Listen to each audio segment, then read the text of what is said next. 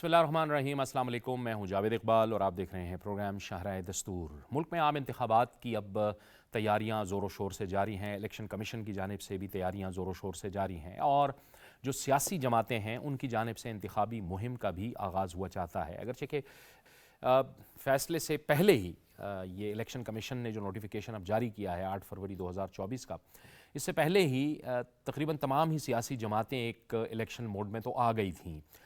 लेकिन हमने देखा कि उसमें कुछ वाक़यात भी हुए। जमीयत उलमा इस्लाम के जो जलसे हुए उसमें उन्हें निशाना बनाया गया, उनकी क़यादत को भी निशाना बनाया गया, उनके जलसों को बाजवड़ के अंदर बलूचिस्तान के अंदर निशाना बनाया गया, फिर जमात इस्लामी की क़यादत सिराजुल हक साहब को भी निशाना बनाया गया। लेकिन इसके साथ साथ बहरहाल सुप्रीम कोर्ट में भी ये केस ज़ेर समाअत था। अब सुप्रीम कोर्ट का इस सिलसिले में तफसीली फ़ैसला आ गया है और इस तफसीली फ़ैसले के जो अहम नुकात हैं उनमें यही है कि 8 फरवरी 2024 को अब ये वफाकी हुकूमत और तमाम सूबाई हुकूमतों पर लाजिम है, ज़ाहिर है इलेक्शन कमीशन ये सब कुछ करेगा कि वो बग़ैर किसी रुकावट के कौमी और सूबाई असम्बलियों के इंतखाबात करवाएँ।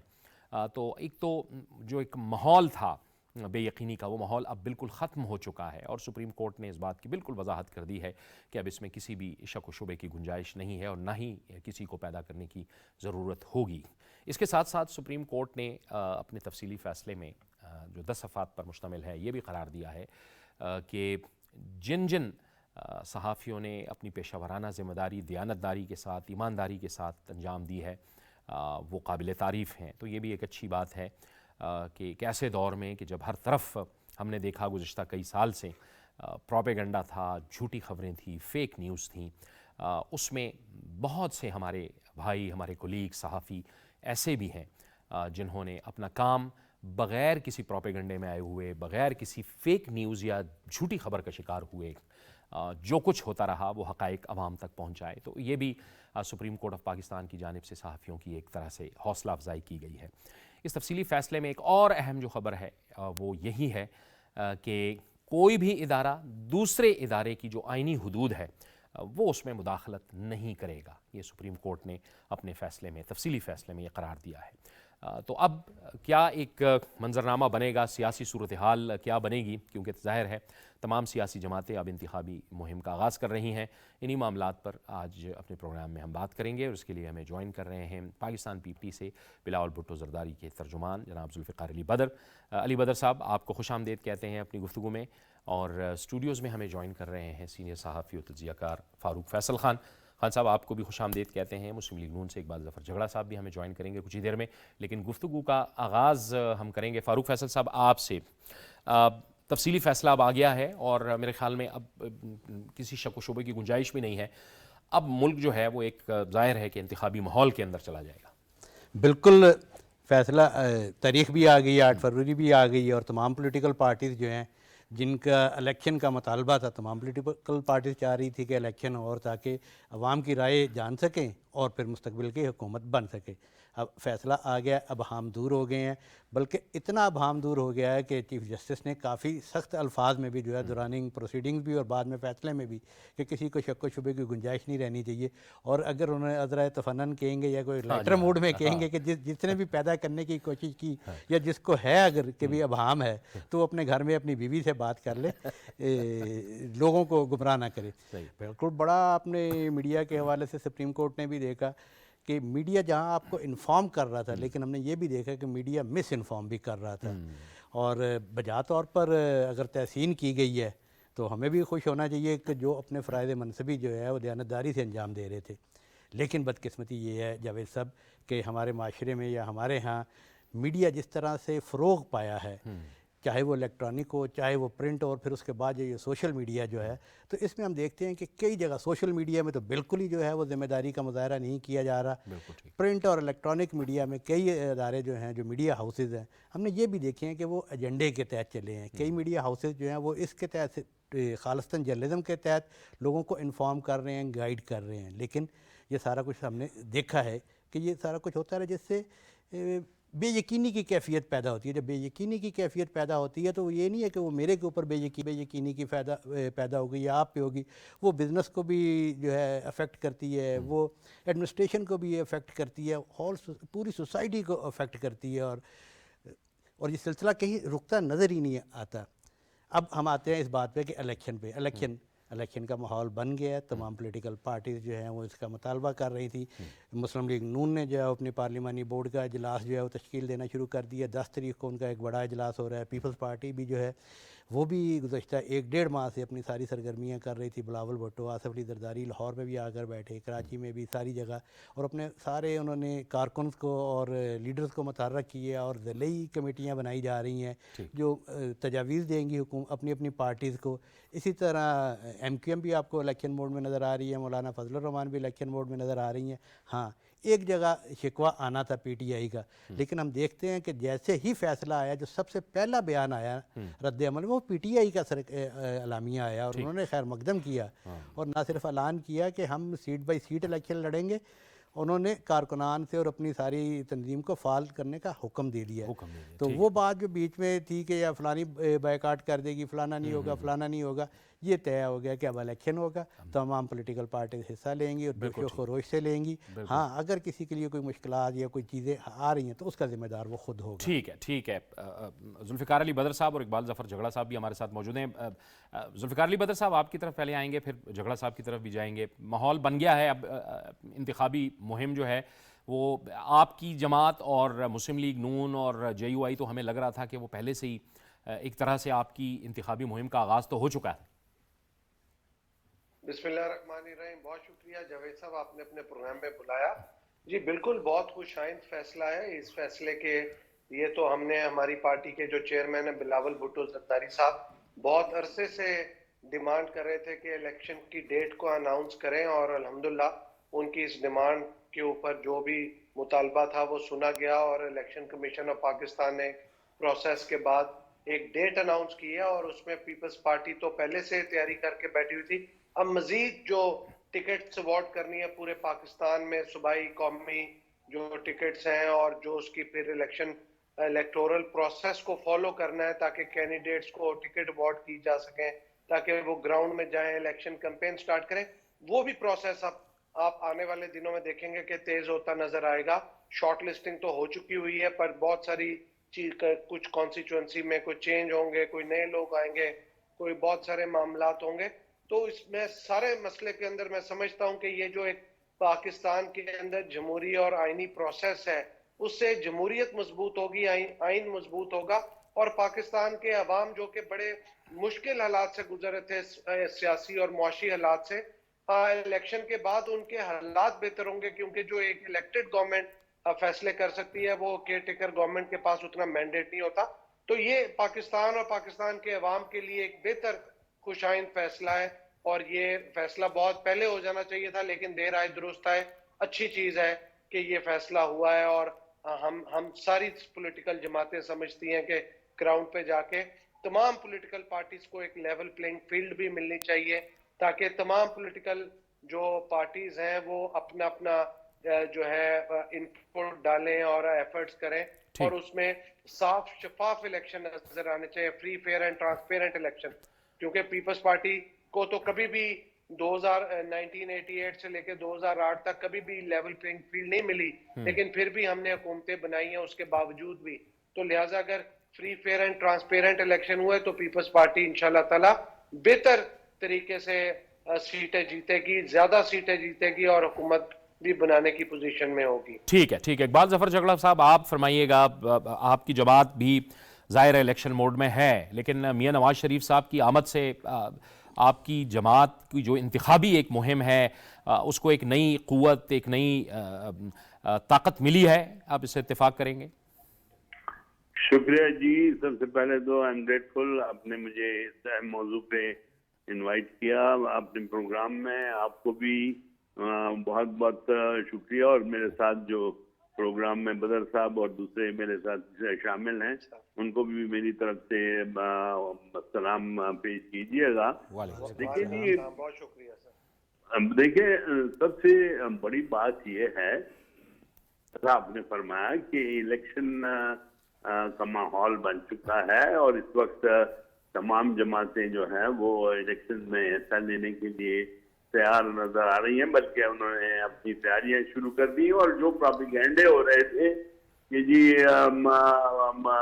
इमरान खान को बाहर रखा जाएगा और उनकी जमात को बाहर रखा जाएगा, ये तमाम खबरें दम तोड़ चुकी हैं। और अब ये बिल्कुल वाज़ेह हो चुका है कि इंशाअल्लाह आने वाले इंतखाबात में तमाम जमातें जो हैं उनको यकसा वो मौका फराहम किया जाएगा और वो इंतखाबात में भरपूर हिस्सा लेंगी, ताकि इस मुल्क में साफ शफाफ इंतखाबात जो हैं ये वो नहायत ही जरूरी है। हमने अगर इस मुल्क के मामलात को ठीक करना है और यहाँ एक कामयाबी हासिल करनी है तो उसके लिए फ्री एंड फेयर इलेक्शन है, जिसके जरिए हम अपनी सबसे बड़ा मसला इस वक्त हमारा मईशत का है।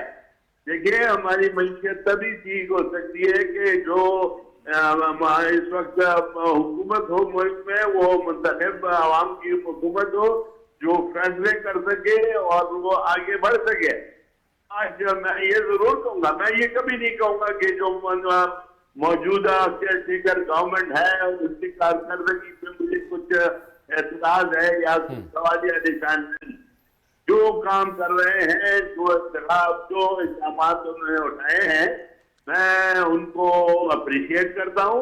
मैं कहता हूँ कि जो चीजें जरूरी थी करने के लिए वो उन्होंने इंश्योर किया है, चाहे हमारे चीफ ऑफ आर्मी स्टाफ हैं, चाहे हमारे केयरटेकर प्राइम मिनिस्टर हैं, they have proceeded in the right direction और उन्होंने जो किया है वो ठीक किया है।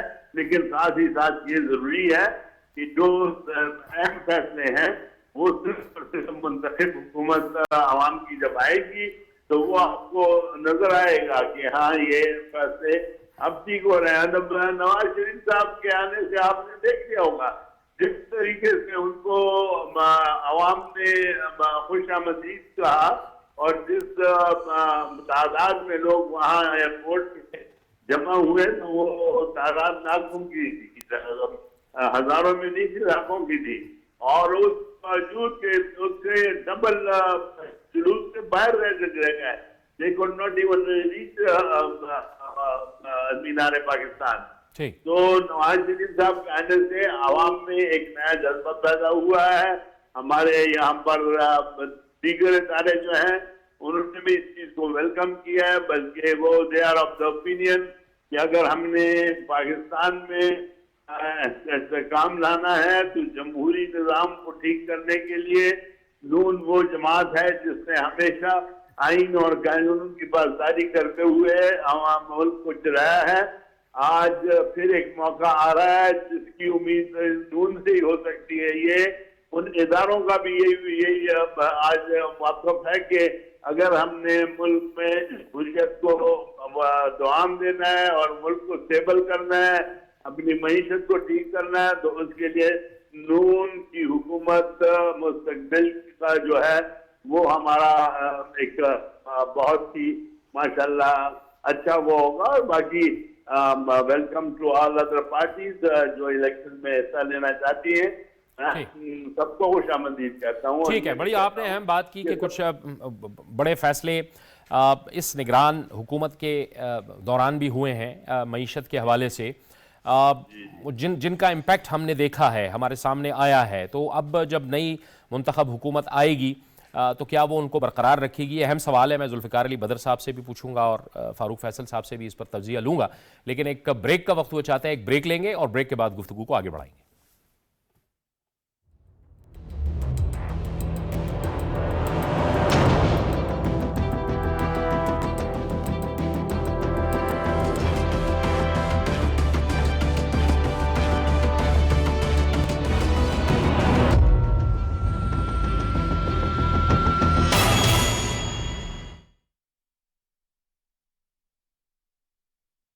अल्लाहु अकबर, अल्लाहु अकबर, अल्लाहु अकबर,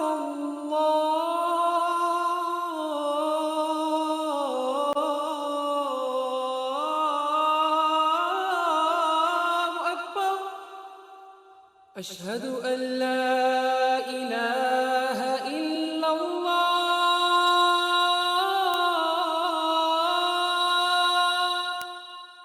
अशहदु अल्ला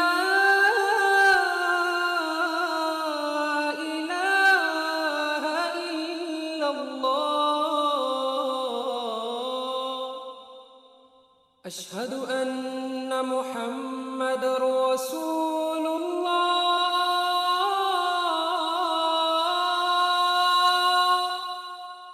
अशहदु अन्न मुहम्मद रसूलुल्लाह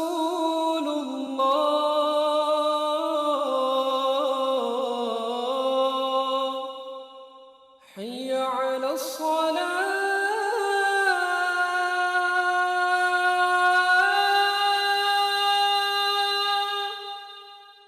حي على الصلاة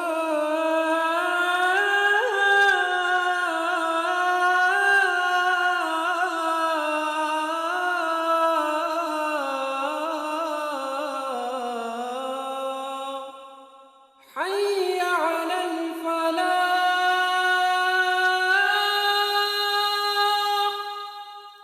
حي على الفلاح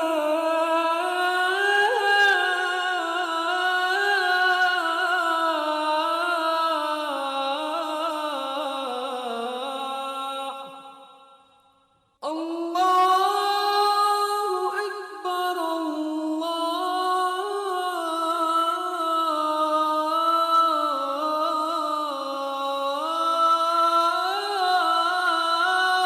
أكبر لا إله إلا الله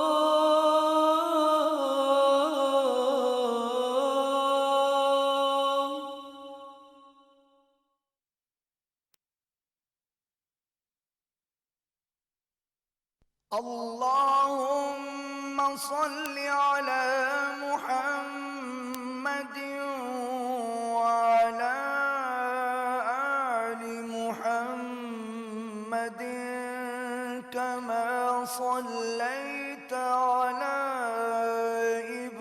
إبراهيم وعلى آل إبراهيم إنك حميد مجيد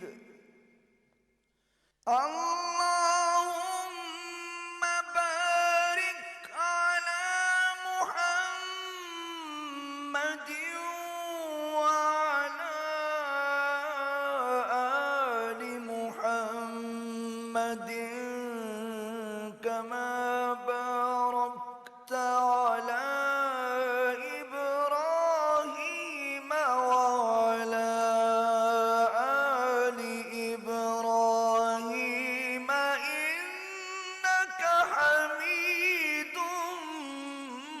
مجيد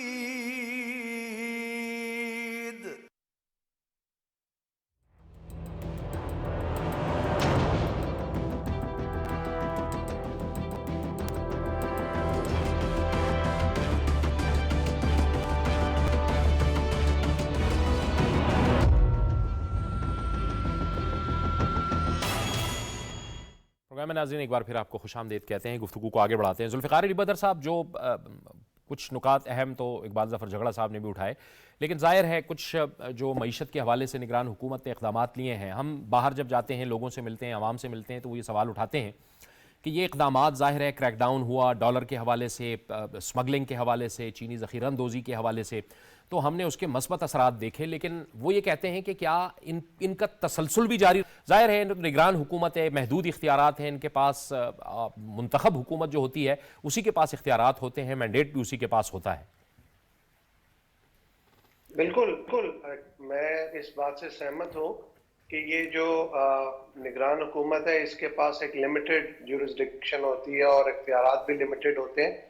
जो ज्यादातर मामलात हैं वो एक इलेक्टेड गवर्नमेंट ही कर सकती है, और इस मुल्क में अब बहुत जरूरी है, जैसे पिछले 16 माह में हमने एक कोलिशन गवर्नमेंट चलाई, उस टाइम पे एक तो एक नई चीज, नई ट्रेडिशन ये सामने आई कि तमाम जमातों ने मिल के पाकिस्तान के अंदर एक नई रवायत कायम की कि मिल के भी ये लोग कंसेंसस से भी हुकूमत चला सकते हैं।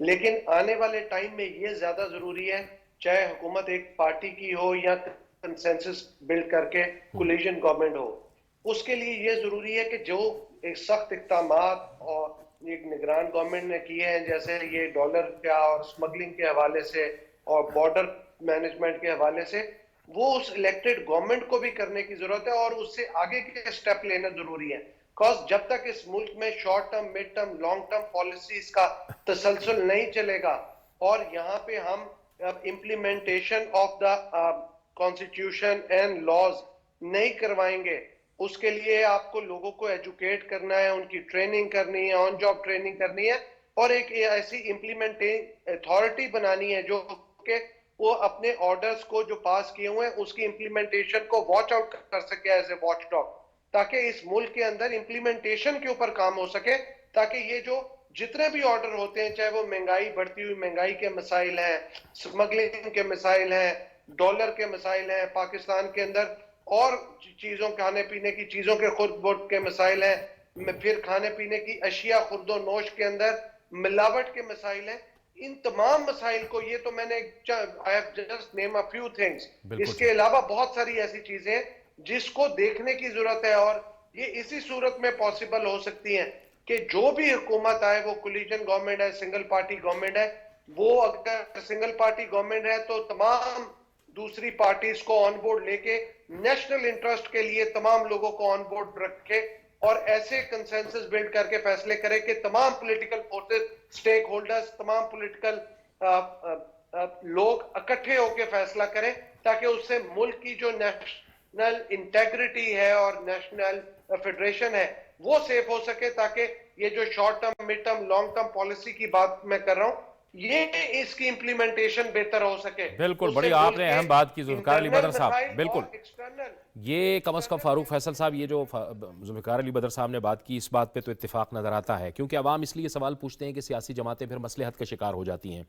लेकिन एक बात की क्लैरिटी है, बिल्कुल जुल्फिकार अली बदर साहब भी कह रहे हैं कि उस तरह से निज़ाम अब नहीं चलना चाहिए। अब एक अंडरस्टैंडिंग के साथ, एक तजुर्बा तो हो चुका पीडीएम की हुकूमत का कंसेंसस के साथ, लेकिन जो भी जमात आए उसको अब मालूम हो रहा है सियासी जमात को कि जिस तरह पहले हुकूमतें चला करती थीं वैसे अब हुकूमत नहीं चलनी, बड़ा काम करना पड़ेगा।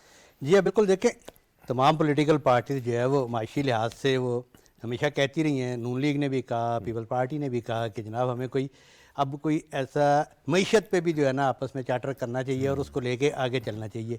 अभी गुफ्तगू हो रही थी कि ये निगरान हुकूमत के पास मैंडेट जो है वो महदूद है। निगरान हुकूमत के पास हुआ करता था मैंडेट जो है महदूद, लेकिन जो गुज़श्ता हुकूमत जिसमें पीडीएम और उनकी तादी जमातें ये सब लोग शामिल थे, ठीक है, इन सब ने इस निगरान हुकूमत को ज़रूरत से ज़्यादा कुछ इख्तियारात इख्तियारात दिए कि अगर ज़रूरत पड़ने पर, और उसमें ज़्यादा माशी इख्तियारात के पॉइंट और ऑफ मेरे व्यू ख्याल में से ये विजडम था, ये इसमें हाँ। इनका विजडम अच्छा, था इसी कि कुछ को- ऐसे फैसले होने हैं कि जो मुल्क के लिए बहुत ज़रूरी हैं। जी हाँ। अच्छा, जो माशी अहदाफ और चीज़ें वो पिछली हुकूमत ही तय करके गई है और जिसने निगरान हुकूमत को इसीलिए इख्तियारात दिए हैं कि ये सारी तरजीहात, ये सारी चीज़ें तय उन्होंने की थी, जिसमें पीपल पार्टी भी शामिल है, नून भी शामिल है और दीगर भी 10-11 इत्तेहादी जमातें शामिल हैं। अब आइंदा क्या होता है, इलेक्शन का रिज़ल्ट क्या आता है और क्या हुकूमत बनती है, तो नज़र तो ये आ रहा है इन्हीं पार्टीज़ में जो है ना वो हुकूमत बनेगी। अच्छा, फिर इस निगरान हुकूमत के दौरान जो है मईशत को बेहतर करने के लिए जो इक़दाम किए गए और जिसमें इस्टेब्लिशमेंट ने भी उसकी रहनुमाई भी की और पुश्तबानी भी कर रही है, उसको भी एंडोज़ किया सब ने, तो लगता यही है और होना भी यही है कि अगर ये पीडीएम और इनके इत्तेहादी जमातों में से कोई हुकूमत बरसर इक़्तिदार आएगी तो इन तमाम माशी पॉलिसीज़ को लेकर चलेगी। अच्छा, जो इक़दाम आप स्मगलिंग के हवाले से, बॉर्डर मैनेजमेंट के हवाले से सारे कह रहे हैं, उसको कोई नहीं अब छेड़ सकेगा, बल्कि उससे ज़्यादा उसको टाइट करना पड़ेगा। और जिस तरह अली बदर कह रहे हैं कि ज़ाहिर है कि ना हमें तमाम पॉलिसीज़ इख्तियार करनी पड़नी है अपने सारे मसाइल को दूर करने के लिए, शॉर्ट टर्म भी, मिड टर्म भी और लॉन्ग टर्म भी। हमारा जो IMF के साथ जो कुछ हो रहा था वो 9 माह के लिए था, जैसे ही ये इलेक्शन मुकम्मल होंगे, नई हुकूमत आएगी तो ये सारा 9 माह का शॉर्ट टर्म था, हमें एक फिर शॉर्ट टर्म मुद्दत के लिए जाना पड़ेगा IMF के पास। तो इसी दौरान जो है अगर मुंतखब हुकूमत होगी उस पर एतमाद भी होगा और ये तमाम सियासी जमातें अगर आपस में ये तय कर लें कि भी जो इलेक्शन जीतेगा हम उसके माशी प्रोग्राम को सपोर्ट करेंगे और जहाँ उन्हें तनकीद करनी होगी करें, लेकिन हम उसे डिसलॉज नहीं करेंगे, तो उस हुकूमत को एतमाद भी होगा, चाहे वो नून लीग की हो, चाहे वो पीपल्स पार्टी की हो, चाहे इसकी PDM की हो जाए, JU की हो जाए, चाहे तहरीक इंसाफ जीत जाए, चाहे कोई भी जीत जाए। इनको कम अज़ कम तमाम पॉलिटिकल पार्टीज़ को इलेक्शन से पहले किसी एक प्लेटफॉर्म पर बैठ के ये अनाउंस करना होगा कि हम जो भी इलेक्शन जीतेगा हम उसको डिसलॉज नहीं करेंगे। डिसलॉज नहीं करेंगे, ठीक है। इकबाल जफर झगड़ा साहब, अब ये जाहिर है एक पीडीएम की हुकूमत तो आपने इकट्ठी की, कम से कम जो मईशत की एक भयानक शक्ल थी और एक सूरत हाल थी, उसको तमाम जो सियासी जमातें जो आपके साथ हुकूमत में शामिल थीं उन्होंने अंडरस्टैंड भी किया, और अब ये शायद आगही भी आ गई है सियासी जमातों को कि आगे चल के भले जिसकी भी हुकूमत हो, लेकिन कम से कम माशी लिहाज से हम एक दूसरे को सपोर्ट करेंगे, चाहे जिसका कोई भी एजेंडा हो, लेकिन मईशत के हवाले से आप लोग एक एजेंडे को ही लेकर चलेंगे। इकबाल जफर झगड़ा साहब, हम दोबारा रब्ता करने की कोशिश करते हैं। यही सवाल जुल्फिकार अली बदर साहब आपसे जी सर, कि कम से कम इस पीडीएम की हुकूमत में इकट्ठे काम करते हुए आपको एक तो माशी सूरत हाल की असलियत का भी पता चल गया, और कम से कम ये भी अंदाज़ा हो गया कि आगे चल के ठीक है, अब हर जमात का अपना सियासी एजेंडा, अपना मंशूर, अपना नज़रिया है, लेकिन कम से कम माशी लिहाज से हमें एक चार्टर की तरफ जाना पड़ेगा। बिल्कुल। इसके अंदर ये जो 16 माह की थी, this was a I opening time कि तमाम पॉलिटिकल पार्टीज और पॉलिटिकल स्टेक होल्डर्स थे जो अब हुकूमत में आए, तो उनको इस चीज की क्लैरिटी आ गई, जो कि हुकूमत से बाहर बैठ के वो समझते थे कि हम जैसे ही हुकूमत में आएंगे हम चीजों को ऐसे ठीक कर लेंगे। लेकिन जब आप ऑन ग्राउंड होते हैं तो वहां पे उतनी आसानियां और उतने जो आसानियां दूर से नजर आ रही होती है वो होते नहीं है, बल्कि मसाइल ज्यादा होते हैं और उनको एड्रेस करना, उन इश्यूज को बड़ा मुश्किल हो जाता है। ये 16 माह का जो टाइम पीरियड है तमाम लोगों के लिए एक एक्सपीरियंस था, और आइंदा जो भी हुकूमत में आता है उसके लिए एक आई ओपनिंग होगा कि उसने अकेले नहीं, जैसे बिलावल भुट्टो जरदारी साहब तो कह चुके हैं कि कोई एक पार्टी जीत के भी आए तो बाकी तमाम पार्टियों को साथ लेके चलना पड़ेगा, बिकॉज मुल्क के मसाइल कोई एक पार्टी हल नहीं कर सकेगी। और खास तौर पे पॉलिटिकल स्टेबिलिटी के और इकोनॉमिक जो प्रॉब्लम्स हैं उनको एड्रेस करने के लिए आपको तमाम पॉलिटिकल स्टेक होल्डर्स को साथ रखना ही पड़ेगा। तो ये एक लर्निंग थी, एक एक्सपीरियंस था उस हुकूमत से जो तमाम political stakeholders, political parties की लीडरशिप ने हासिल किया। और आइंदा के लिए आपको अब चाहिए कि जो भी हुकूमत में आए तो वो अपना उस एक्सपीरियंस के साथ मिलके पाकिस्तान के लिए मजीद बेहतरी करे। बिलावल साहब तो इस चीज के ऊपर बड़े फोरश्योर है कि पाकिस्तान के अंदर आइंदा जो मुकाबला है वो सर्विस पे होना चाहिए, लोगों को डिलीवरी पे होना चाहिए, ना कि हम लोगों को डिवाइड करें। लोगों की डिलीवरी पे लोगों को कैसे हम बेहतरी ला सकते हैं, इकोनॉमिक कंपटीशन होना चाहिए, लोगों के मुआशी हालात बेहतर कैसे कर सकते हैं, मुल्क के हालात कैसे बेहतर कर सकते हैं, यहाँ पे टेक्नोलॉजी ला के कैसे अवाम का मामला बेहतर कर सकते हैं कि लोगों के रोजगार के मौके बढ़े, कारोबारी मौके बढ़े, एंटरप्रेन्योरशिप को फरोग दिया जाए, ताकि लोगों के पास, यूथ के पास, विमेन के पास जो घर बैठे इतने आइडियाज लेके बैठे हैं उनको वो अपॉर्चुनिटीज देनी चाहिए ताकि वो आइंदा पाकिस्तान की इकोनॉमी के अंदर कंट्रीब्यूट कर सके। तो ये चीजें जब तक हम नहीं करेंगे, हम पाकिस्तान के अंदर political, economic, social, technological, environmental, legal, ये तमाम इश्यूज के ऊपर एड्रेस नहीं कर सकेंगे। और ये तमाम चीजों को तभी एड्रेस कर सकेंगे जब एक नौजवान, एक पढ़ा लिखा, एक विजनरी लीडर सामने आएगा जो पुरानी सियासत की बजाय नई सियासत पे यकीन रखेगा, जो डिलीवरी पे यकीन रखेगा, ना कि तकसीम के ऊपर फोकस करेगा। पुरानी माजी की चीजों को भूल के, पुरानी सियासत को छोड़ के पाकिस्तान के अंदर माहौल को बेहतर करने में, पाकिस्तान के अंदर एक ट्रांसफॉर्मेशनल सिस्टम क्रिएट करने में जो है अपना रोल प्ले करे। और मैं समझता हूं पाकिस्तान के अंदर एक टाइम पे अमेरिका के बारे में सुना जाता था, अब Pakistan is the land of opportunities, कि आप पाकिस्तान के अंदर जो है, Pakistan is the land of opportunities and it's a version market for the world, कि पाकिस्तान के अंदर आप टर्न अराउंड कर सकते हैं और यहाँ पे वो ट्रांसफॉर्मेशनल सिस्टम क्रिएट कर सकते हैं जो दुनिया में कहीं नहीं है। So Pakistan is the land of opportunities, के ये लैंड ऑफ रिसोर्सेज है। यहाँ पे बैठ के हम आने वाले सालों के लिए तमाम stakeholders including establishment Pakistan की बेहतरी के लिए काम करें। ये बात तो सही है, क्योंकि हमने देखा है कि गुज़श्ता चंद सालों के अंदर जी ट्रांसपेरेंट इलेक्शन करवाएं ठीक और है। लेवल प्लेइंग फील्ड दें। ठीक है कि चंद सालों के अंदर हमारी सियासत तो बहुत अजीब हो गई थी ना, हमने पगड़ियाँ उछाली, सोशल मीडिया ने क्या हाल किया, तकसीम पैदा हुई, जिसकी तरफ इशारा भी किया बदर साहब ने कि हम ये अफोर्ड ही नहीं कर सकते। या बिल्कुल कतई तौर पे अफोर्ड नहीं कर सकते। जो तर्ज सियासत हमारे यहाँ राइज रहा गुज़श्ता 8-10 साल से, इससे पहले भी जो है सियासत में इल्ज़ाम तराशियाँ भी होती थी, तलखियाँ भी होती थी, लेकिन इस हद तक कभी मामलात नहीं गए थे कि आप पॉलिटिकल पार्टीज देखें। पीपल्स पार्टी और नून लीग की एक तारीख़ है जो एक दूसरे के ख़िलाफ़ एक करते रहे हैं, लेकिन बिलाखिर उन्होंने समझ के फिर आपस में बैठे भी हैं, मिसाक जमहूरियत भी किया। अच्छा, उसके बाद भी मैं आपको कहता हूँ कि अलग अलग इलेक्शन भी लड़े हैं, एक दूसरे पर इल्ज़ाम तराशी भी की है, लेकिन कोई भी सियासी आदमी या सियासी जमात जो है वो अपने किसी मुखालफ के साथ इस हद तक नहीं जाती कि वो उसके साथ बात करने को भी तैयार ना हो। बदकिस्मती से गुज़श्ता 8-9 साल से यही हुआ कि ना मैंने उससे बात नहीं करनी, मैंने उससे बात नहीं करनी। और आज अगर वो पार्टी या अगर आज वो रहनुमा वो किसी हाल से गुजर रहे हैं तो अपनी उसी पॉलिसी की वजह से कि मैं हर वक्त आपको जो है चोर चोर चोर, लुटेरा लुटेरा, डाकू कहूँ, फिर आपकी जो सोशल मीडिया टीम है वो गालियाँ भी निकाले, ट्रोल भी करे। और देखिए, जब अब आप पे सख्त वक्त आया तो कोई आपसे बात करने के लिए तैयार नहीं है। अब आप सबसे बात करने के लिए तैयार हैं, कोई आपसे बात करने के लिए तैयार नहीं है। सियासत तो इसका में मतलब है कि बहुत ज़रूरी है, हाँ, बहुत तो इसका ज़रूरी मतलब है कि ये जो सियासत जो हमने गुज़श्ता 8-10 साल में देखी है, इसने अफराद को भी नुकसान पहुँचाया, सियासत को भी नुकसान पहुँचाया, इदारों को भी, सियासी रहनुमाओं को भी नुकसान पहुँचाया, अदारों को भी नुकसान पहुँचाया, मुल्क की मईशत को भी नुकसान पहुँचाया। और ऐसी सियासत हम अफोर्ड नहीं कर सकते। हम बिल्कुल afford- दुरुस्त कह अब- रहे हैं। बहुत बहुत शुक्रिया, वक्त खत्म हो गया। बहुत बहुत शुक्रिया फारूक फैसल खान साहब, जुल्फ़िकार अली बदर साहब और इकबाल सफर झगड़ा साहब, आप हमारे साथ इस गुफ्तगू में शामिल रहे। आप तब सबका बहुत बहुत शुक्रिया। एक ब्रेक लेंगे और ब्रेक के बाद हमारे प्रोग्राम का सिलसिला जारी रहेगा।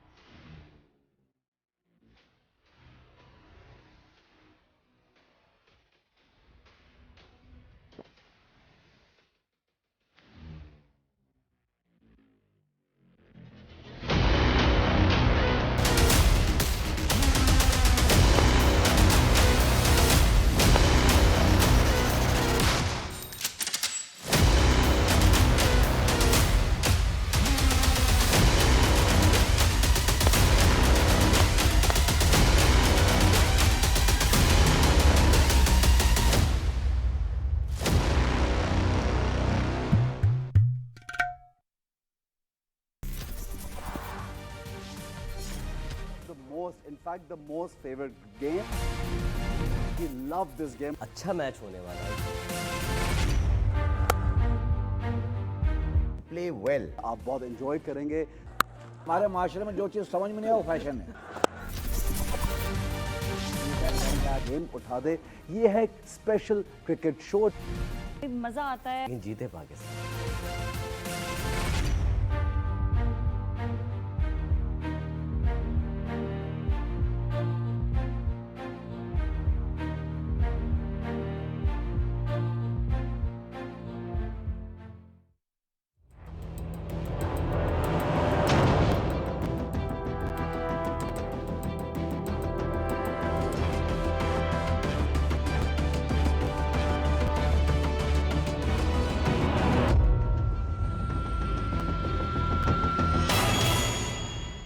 जी, प्रोग्राम में एक बार फिर आपको खुशामदीद कहते हैं और प्रोग्राम के इस हिस्से में हम बात करेंगे पाकिस्तान के गुज़श्ता रोज़ के मैच के हवाले से जो न्यूजीलैंड के ख़िलाफ़ था और क्या कमाल खेला है पाकिस्तान जब बॉलिंग करा रहा था तो ज़ाहिर है हम सोशल मीडिया पे भी और मुख्तलिफ फोरम्स पर बॉलर्स पर तनकीद तो कर रहे थे, लेकिन फिर सहाफ़ी की ज़िम्मेदारी है कि जब बॉलर्स ठीक है, बॉलर्स पे प्रेशर तो था, लेकिन जब बैटर्स अच्छा खेले तो फिर हमने उसको अप्रिशिएट भी किया और क्या कमाल फ़ख्र ज़मान खेला है, उसने वाकई कमाल किया है। तो आज हम इसी पे बात करेंगे और हमें स्टूडियोज़ में ज्वाइन कर रहे हैं स्पोर्ट्स रिपोर्टर ज़ीशान क़यूम, आपको खुशामदीद कहते हैं, और क्रिकेट एनालिस्ट और एक्सपर्ट जावेद खान, आपको भी खुशामदीद कहते हैं। ज़ीशान, अभी अब बात कर रहे थे कि हमने खेलना कैसे है, तो आप कह रहे थे कि खेले क्या, हमने क्या खेलना है, खेले तो फखर जमान थे कल। फखर जमान खेले हैं, क्या कमाल का खेले हैं, और उन्होंने बता दिया है कि 400 क्या 500 रन भी होते तो ऐसे खेलते हैं। आप देखिए 25 ओवर्स में अगर पाकिस्तान ने 200 रन बना लिए हैं तो जाहिर है ये हम 50 ओवर्स में 400 रन आराम से बना सकते थे।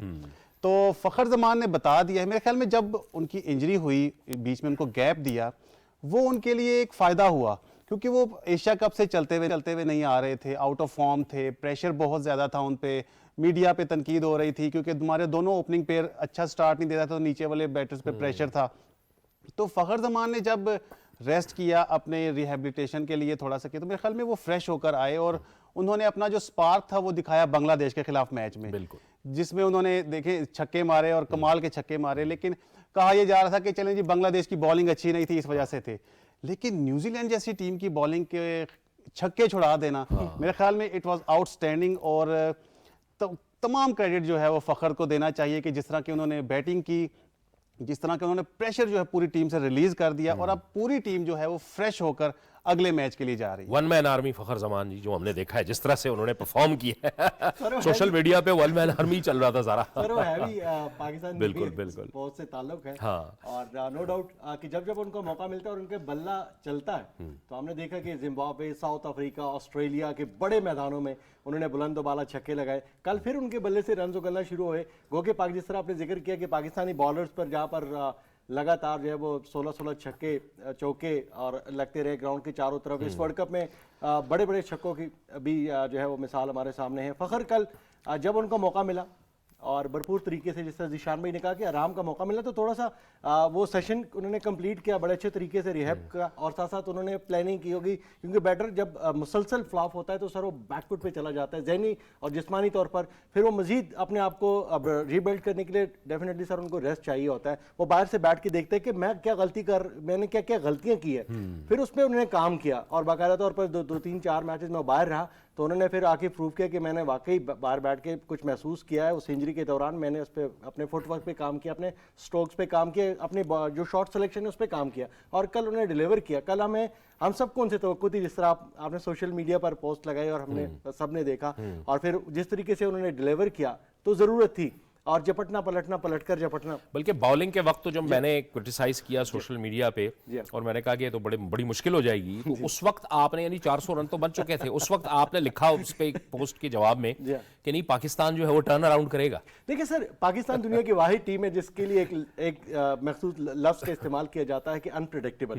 ये किसी वक्त कुछ भी कर सकते हैं। इस वर्ल्ड कप का जो वर्ल्ड कप हिस्ट्री का सबसे बड़ा टारगेट हमने चेस किया, गो के 389-88 भी बना, 383 तक पहुंची न्यूजीलैंड की टीम, चेस नहीं कर सकी। हमने 345 रन चेस किए श्रीलंका के खिलाफ। श्रीलंका भी बड़ी अच्छी टीम उभर कर सामने आई थी, इस वर्ल्ड कप में परफॉर्म कर रही थी, लेकिन अनफॉर्चुनेटली कि नीदरलैंड बहुत अच्छा खेल रही है, अफगानिस्तान बहुत अच्छा खेल रही है, एशियन टीम में बहुत अच्छा खेल रही है। तो पाकिस्तान ने सोचा बैठ के मिलकर ये कि हम क्यों अच्छा नहीं खेल रहे, तो हम कुछ आउटस्टैंडिंग खेले और अब बूस्टअप हुई टीम। जिस तरह जिशान भाई ने बात की, तो नो डाउट कि हम अगला जो इंग्लैंड के साथ हमारा आखिरी मैच है, तो इंशाल्लाह इसी मोमेंटम के साथ जाएंगे और एक अच्छे। इधर वैसे बाबर को भी क्रेडिट देना पड़ेगा कि वो जिस तरह से फखर जमान की हौसला अफजाई कर रहे थे, वो खुद उस तरह से स्ट्राइक नहीं ले रहे थे, वो बार बार फखर को मौका दे रहे थे, रोटेट कर रहे थे स्ट्राइक, और उनको पता चल गया था कि छक्के चूंकि फखर मार रहे हैं, बिल्कुल, तो मुझे क्या जरूरत है छक्के मारने की, मैं रोटेट करूंगा। बिल्कुल, तो ये क्रेडिट थोड़ा सा बाबर को भी दे कि वो उन्होंने उनको ज्यादा मौका दिया। वो देख रहे थे कि फखर जो है इस वक्त पूरी फॉर्म में है और उनका बल्ला चल रहा है, रुक नहीं रहा, तो उन्होंने फखर को ज्यादा चांस दिया, उनकी हौसला अफजाई की और बार बार फखर को बताते रहे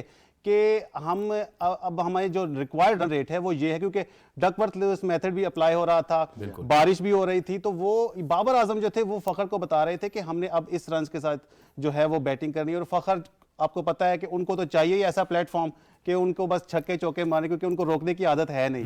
तो ठीक है, क्रेडिट फखर का भी है, लेकिन बाबर को भी क्रेडिट जाता है कि उन्होंने पूरा जो है उसको बकअप किया। लेकिन एक बैटर जो इस तरह जाहिर है उसकी बैटिंग डिप्रेशन में हो, उसके बाद वो ऐसा खेले जावेद खान, ये वाकई अल्लाह का भी फजल है और उसकी अपनी कमिटमेंट और विल पावर भी है कि वो जो बॉल की आवाज आती है, जो मिडल होती है बैट पे, यानी वो जब आवाज आती थी तो जो कमेंटेटर्स थे वो खुद भी हैरान होते थे, यानी क्रिकेट को डीपली देखने वाले ही समझ सकते हैं उस बॉल की आवाज जब वो हिट होती है। सर आप खुद भी क्रिकेट खेलते हैं, बिल्कुल, और जब मिडल ऑफ द बैट होता है तो बैट्समैन को जो सुकून मिलता है, ठीक है, और जैसे ही टकराव होता है आपस में बैट और बॉल का, तो उसके बाद बैटर को जहनी और जिस्मानी तौर पर सुकून के उन्होंने फुल फिनिश किया। कल फखर जमान की हर हिट फुल फिनिश हुई है।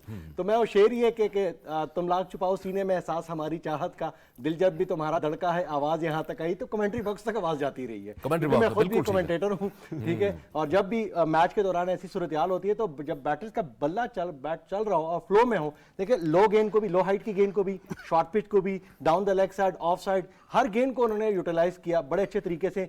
शॉर्ट लेन गेंद को भी उन्होंने पिक किया, अपना फ्रंट फुट क्लियर करके और उनको बाउंड्री से बाहर पहुंचाया। अच्छा जावेद, कोई गुस्सा तो नहीं उतारा फखर जमान ने? जिस तरह से लग रहा था कि वो हिटिंग कर रहे हैं, अपने बल्ले के जरिए गुस्सा उतार रहे, तो आपको ऐसा कोई फील हुआ कि वो गुस्सा उतार रहे हैं? बिल्कुल जी, गुस्सा तो बनता है जब इतना ज्यादा क्रिटिसाइज होता है। वैसे तो स्पोर्ट्स जर्नलिस्ट आप भी कवर करते हैं, आपने भी इंटरनेशनल टूर्स भी कवर किए, हम भी अब वक्तन फवक्तन हम सब साथ होते हैं, तो बाहर बैठ के सब की सोशल मीडिया जो है वो एक्स की बात करें, उसके साथ साथ अगर यूट्यूब की बात करें, चैनल्स पे लोग अपने स्पोर्ट्स जर्नलिस्ट जो है वो लगे रहते हैं। तनकीद बराए तनकीद मैं समझता हूँ कि स्पोर्ट्समैन के लिए अच्छी नहीं, तनकीद बराए इस्लाह, क्योंकि सर यही हमारा खासा, यही हमारा वो क्रीम है जो इस टूर्नामेंट में हम लेकर गए, क्योंकि पिछले जो 6 टीमें थी उससे हमें कोई इतना अच्छा प्रोडक्ट्स नहीं मिला। हाँ, लेकिन एट टाइम्स मैं कभी कभी ये सोचता हूँ कि मेरी राय हो सकती है, जाहिर है जो मैनेजमेंट होती है उसका अपना एक डिसीजन होता है, कप्तान का अपना डिसीजन होता है कि फ़खर जमान जब ऊपर के नंबर पे वो ठीक नहीं खेल रहे थे ओपनिंग में, तो उनको मिडिल ऑर्डर में अगर शामिल कर दिया जाता, 5वें 6ठे नंबर पे आते। ये तो एक बात हुई।